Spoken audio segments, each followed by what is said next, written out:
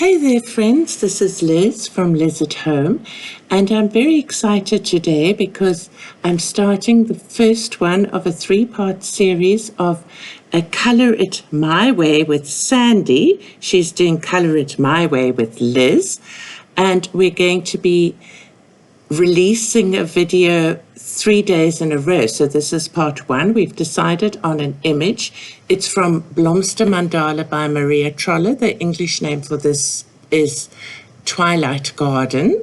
And we've chosen an image together. I'll show you. It's this daisy image here.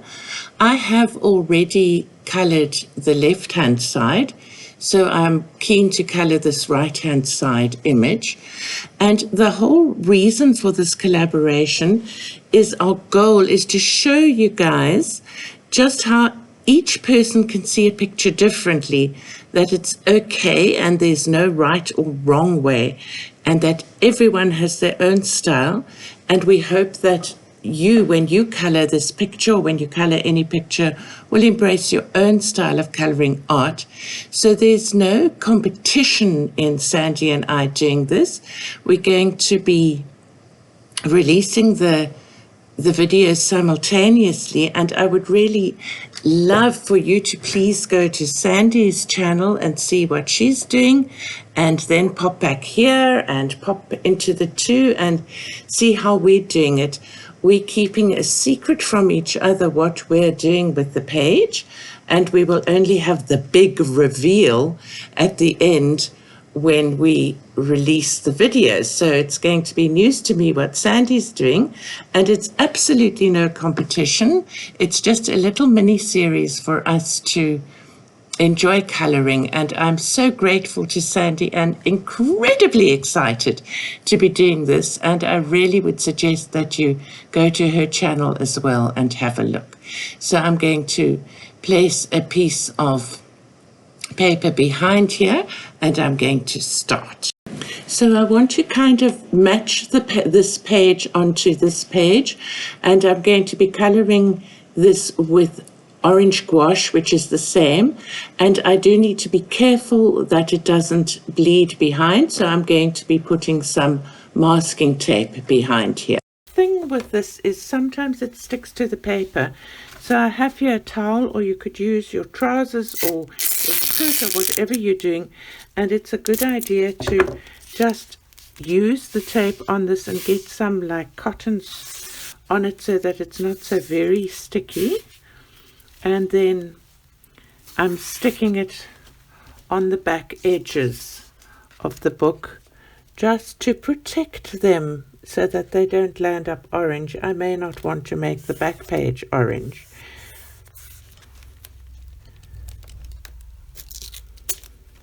So I'm going to do all four sides of that. So as you can see, I've got the back of the page taped around the edges with masking tape, and now I'm putting the sheet behind it just to protect the other side.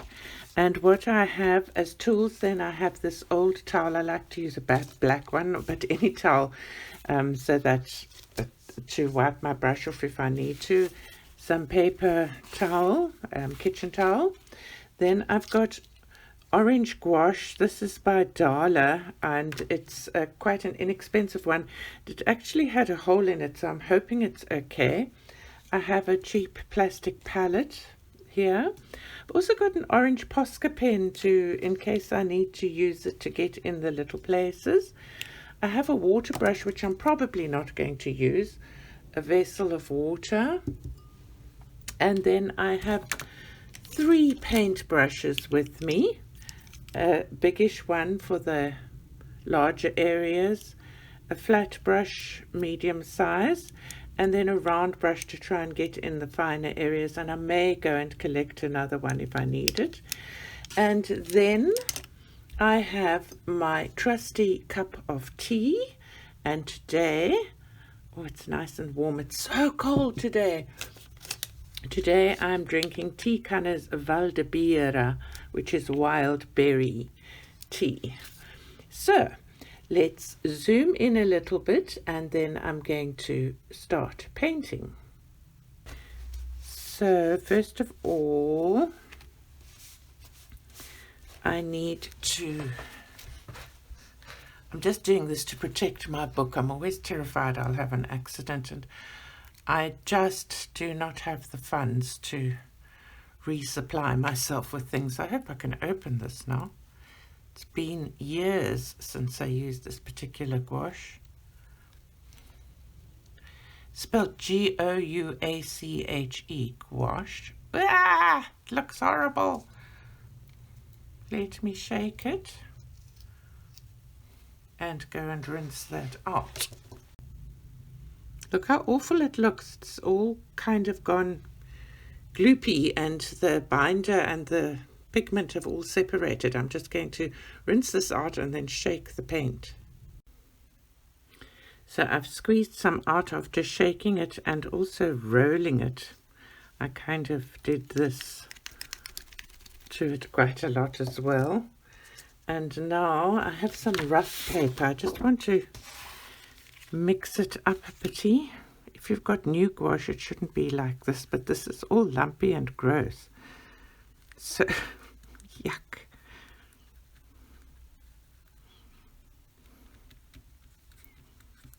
I'm going to just add a weensy bit of water into that. I don't want a lot of water because I want it to be a thick, yeah, that's perfect. I want it to be a thick, opaque covering. So now I'm going to start painting with this, and oh, look at that. Even with all my troubles, I've managed to make a mess on my page. How did I do that? Well, let me see what I can do about it. I just want... Next thing to have on hand, of course, is always some baby wipes if you're doing anything with a messy medium like this. I'm going to see what happens if I use a clean baby wipe on this here.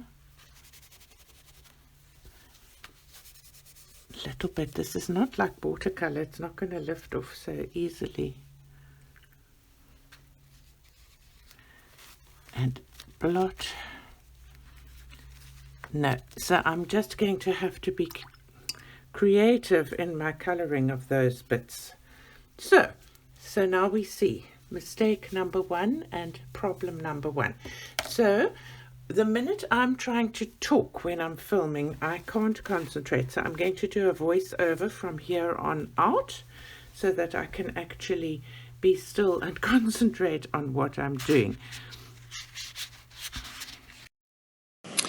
I've now got my page all ready. I've protected the left-hand side with some kitchen towel. I have some kitchen towel for my hand to rest on, and I'm using my flat brush because this is not really such a large area that I need to cover.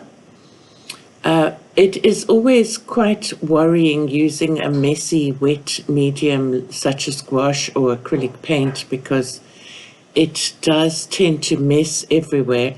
I've got it in quite a thick consistency because I want it to go down very opaque, and I also don't want to be loading too much water onto this paper at the moment. I don't know how it will take to too much water, so I'm trying to cover the easy areas with the paint first.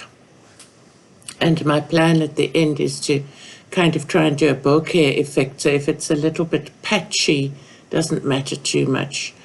I apologize for my sleeve going across the camera all the time, but the water is up there and there's just no room to put anything anywhere else. And I wanted to zoom in closely so that you can actually see what I'm doing.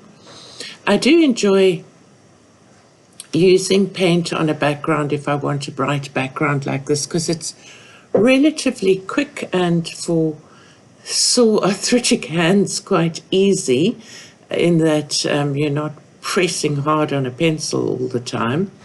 So from that point of view, it's quite nice. It's just I love the feeling of paint. I love the smoothness of it. And for me, personally, I find it a very satisfying medium. So as you can see, I'm filling in the larger areas and trying very hard not to go over the lines or into the flowers anywhere.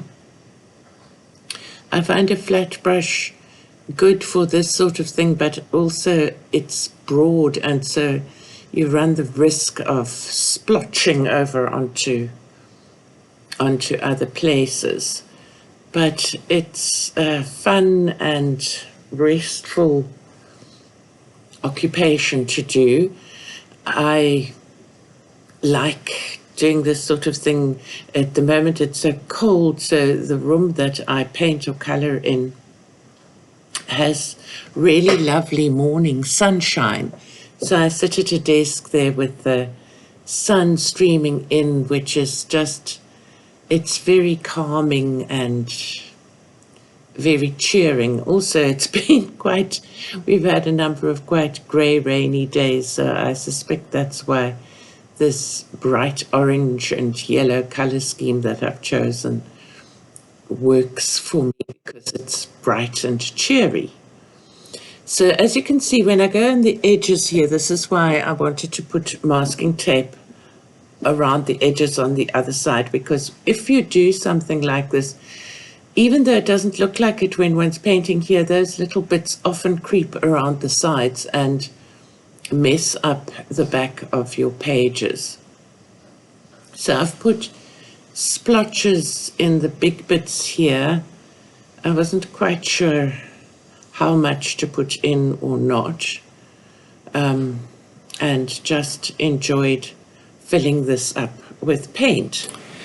So because this process is fairly repetitive, and I don't think you need to watch me in real time doing this, there's nothing really to learn about doing it other than seeing how I started.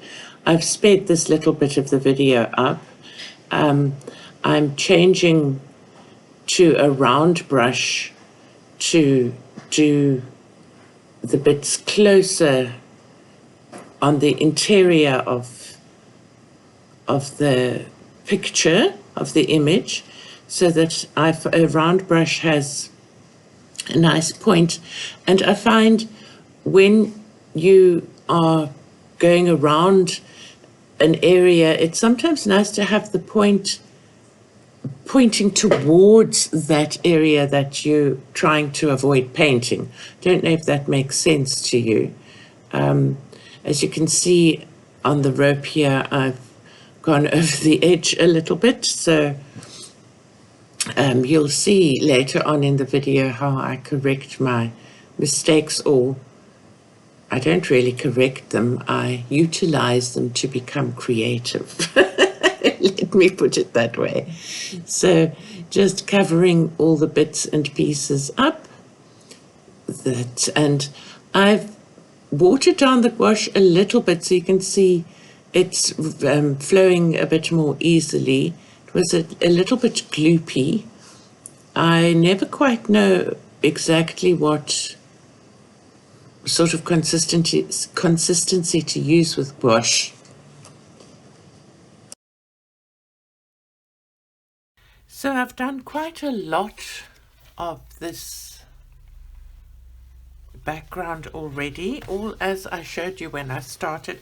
It gets quite finicky when you need to go in those small areas, and what I've done is I'm using my round brush, and I have watered this gouache down a little bit, not so much, and I try to get it on the end of the brush, and then I work very slowly. I'm just going to show you how I do this in an area. Very, very slowly. I like pointing the tip of my brush towards the line that I'm trying to do. I find that with a round brush that gives me the best control.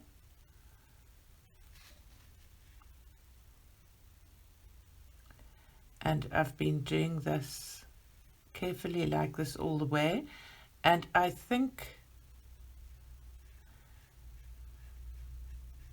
sorry, I find it very hard to speak when I'm concentrating.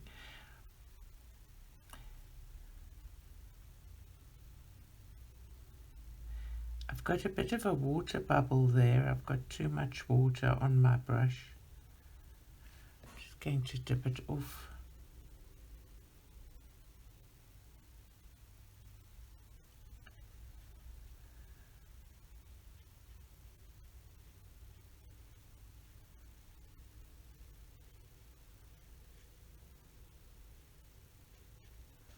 So I also leave areas to dry.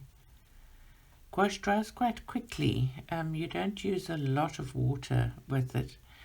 I leave areas to dry so that I can put my hand on them. And the bits more in the center of this, I think I'm going to use my Posca paint pen to do.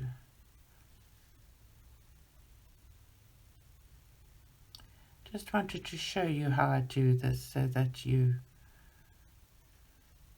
have an idea. If you decide, you can use any color of gouache,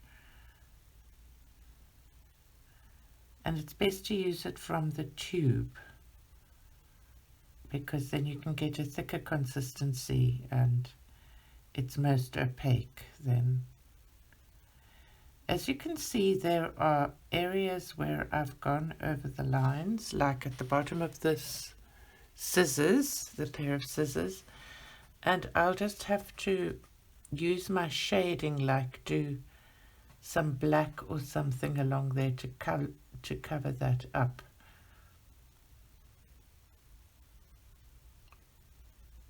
I should have done just a little painting before starting on this page, because as in any muscular activity with painting, somehow one needs to warm your hand up and warm your eye up and get your eye in again before doing it so that you don't make big mistakes. Turning this again, but that area is very wet there, so I'm going to move the paint. Am I still in screen? I'm not quite sure. Going to move the paint along.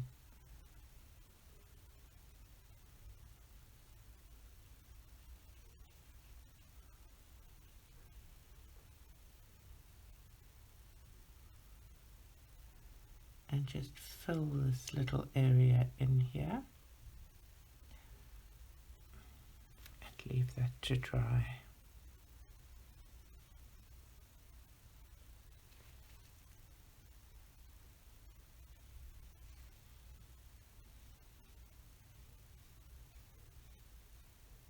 So I don't always start with the background. I sometimes start with the main picture, but when I'm doing something like this, then I like to start with the background. And one could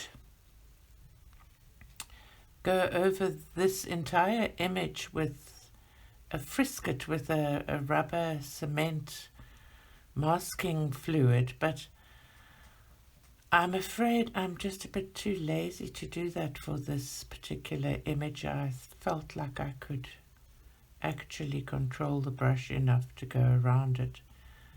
I find getting the masking fluid off quite tricky, and I've wrecked more than one image by ripping the image somehow or other when I'm trying to take the masking fluid off. I've been watching a YouTuber, and I'm afraid I can't think of her name. I'll put her name up on the screen. She does the most amazing backgrounds with watercolor, and I want to try her technique very soon. And I'm going to do a video showing me trying that technique for the first time. So for all we know, it will end up as a horrible flop. But you may have also watched her doing it and been frightened to try. So maybe it will be nice for you to watch somebody else trying it for the first time. Here is the bit where I tried out the squash, and here I have a Posca. This is a 3M, I don't have a bigger one, and this color is just called orange. I want to see how close it is. I think it's very, very close. So I'm going to use that for the rest of the inside here, as I just think it'll be easier to control. Just going to show you starting. I love these Posca pens. They're acrylic ink, not gouache, but the acrylic from them and the gouache seem to have a happy marriage.